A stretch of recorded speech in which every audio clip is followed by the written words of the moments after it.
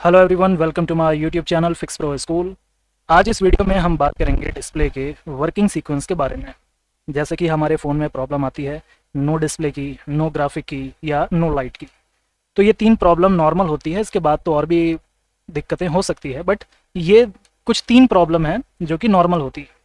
इसमें ही काफ़ी सारे टेक्नीशियंस होते हैं जो सेट नहीं बना पाते और रिटर्न भी करते हैं। काफ़ी लोग बना लेते हैं, यूट्यूब से देख करके भी काफ़ी टेक्नीशियंस काम करते हैं। खैर, यूट्यूब पे भी अभी काफ़ी सारी नॉलेज अवेलेबल है। अगर आप सभी वीडियोस को देखते हो, नोट्स बनाते हो और दूसरे वीडियो के साथ में जब कंपेयर करते हो तो आपको सही गलत थोड़ा समझ में आता है काम करते करते। ठीक है, बट आप फ्रेशर हो, आपको बहुत अगर कम नॉलेज है तो ये वीडियो आपको देखना चाहिए। ये पार्ट 1 है मेरी ऑनलाइन क्लास का, तो इसमें सिर्फ मैं बेसिक इंट्रोडक्शन दूंगा। ठीक है, क्योंकि आगे की इन्फॉर्मेशन अगर आपको लेनी हो तो आप हमारी ऑनलाइन क्लास ज्वाइन कर सकते हैं। ऑनलाइन क्लास हमारी शुरू होगी 1 सितंबर से। तो 1 सितंबर की जो क्लास है ये अगर आप चाहो तो ज्वाइन कर सकते हो। इसमें फ़ीस अभी ऑफ़र है 1999 का। ये कब तक रहेगा मैं नहीं बोल सकता, क्योंकि वापस से फ़ीस जो है वो 7000 हो जाएगी। तो अगर आप ज्वाइन करना चाहते हैं तो 1999 वाली इस बैच को आप ज्वाइन कर सकते हैं ऑनलाइन में। लगभग ये क्लास 30 से 40 दिन की होती है। जो भी आपके बेसिक एडवांस सारी चीज़ों के डाउट्स होते हैं वो क्लियर किए जाते हैं। अगर आप ऑफलाइन आना चाहते हैं तो ऑफलाइन भी 1 सितंबर से क्लास शुरू होगी। इसकी फ़ीस है 25,000।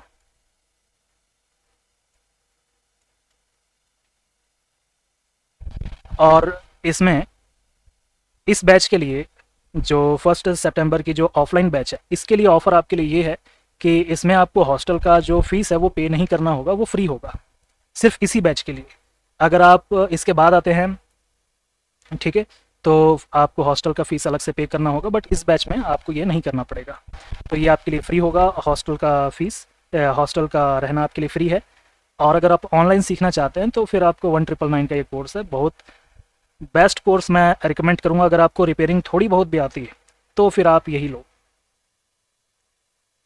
क्योंकि दुकान बंद करके जाना हर किसी के लिए पॉसिबल नहीं है। और अगर आप फ्रेशर हो, बिगिनर हो, ठीक है, काम कर रहे हो लेकिन हैंड स्किल की भी काफ़ी दिक्कत है, तो फिर आप ऑफलाइन आ सकते हैं, ये आपके लिए बेस्ट होगा। ठीक है, और ज़्यादा लंबा नहीं करते इंट्रोडक्शन, बाकी जो भी डिटेल चाहिए नीचे दिए नंबर पे संपर्क करें, मैं आपको पूरी डिटेल प्रोवाइड करा दूंगा जो भी क्लास से रिलेटेड चीज़ें होती है। ठीक है, व्हाट्सएप में आपको मैसेज करना है, मैं आपको बता दूंगा।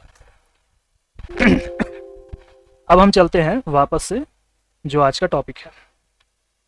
तो अगर आपको बेसिक चीज़ें भी नहीं पता कि डिस्प्ले वर्किंग कैसे करता है तो इस वीडियो को बिना स्किप किए देखना। इसमें ज़्यादा कुछ तो नहीं, इसमें ब्लॉक डायग्राम ही है, लेकिन कुछ समझ जरूर आएगा अगर आप फ्रेशर हैं या बिगनर हैं। तो एडवांस लेवल पे काम करने वालों को भी हो सकता है कुछ तो मिल जाए। ठीक है, अगर नहीं पता हो तो बहुत अच्छी बात है। ठीक है, डिस्प्ले के सेक्शन में सबसे पहले जब आप चेक करते हैं नो डिस्प्ले में, ठीक है, नो डिस्प्ले की जब भी दिक्कत आती है तो अब आप क्या चेक करेंगे, सबसे पहले डिस्प्ले कनेक्टर पे 1.8, इसके बाद आप चेक करते हैं आईडी लाइन, रीसेट, टीई यानी कि टीयरिंग इफेक्ट, उसके बाद ईआरआर फ्लैग, जी एरर फ्लैग। अगर हुआ तो चेक करेंगे, नहीं हुआ तो कोई दिक्कत नहीं, ये ऑप्शनल है। ठीक है, हुआ तो ठीक, नहीं हुआ तो कोई दिक्कत नहीं। इसके बाद आप चेक करते हैं वीएसएन, वीएसपी, मीपी, पीडब्ल्यूएम सिग्नल और एलईडी एनोड की लाइन। ये सारी चीज़ आपको चेक करनी है। तो जैसा आपके सामने यहाँ पे एक डायग्राम दिया हुआ है, डिस्प्ले कनेक्टर है ये।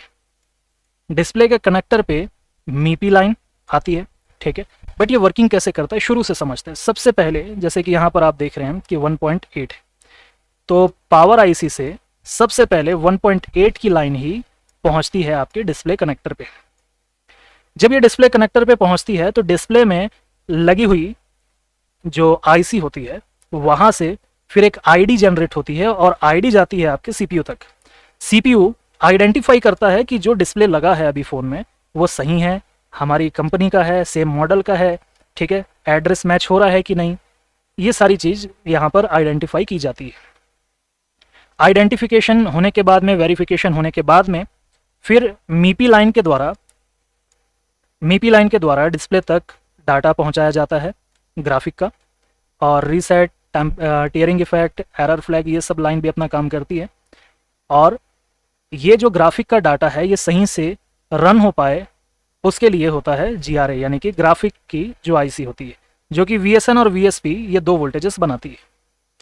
ये वोल्टेजेस तभी बनते हैं जब मीपी बनता है, रीसेट, टीयरिंग इफेक्ट, ये सारी चीज़ें सही से होती है और 1.8 की लाइन बनती है, तभी ये बनेगा VSN VSP, नहीं तो नहीं बनेगा।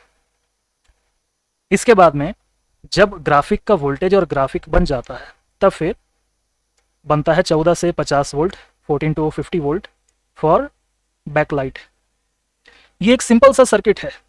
इसमें मैंने कहीं पर भी ये नहीं बताया कि ये LED जो ड्राइवर IC है ये कैसे काम करती है, ग्राफिक की IC वर्किंग कैसे करती है, इसका सर्किट कैसे काम करता है, इसके अंदर के कन्वर्टर सर्किट कैसे काम करते हैं, SMPS इस पे कैसे काम करता है, ये मैंने अभी नहीं बताया। ठीक है, ये चीज़ें क्लास का टॉपिक है, क्लास में आपको बिल्कुल डिटेल में सिखाया जाएगा।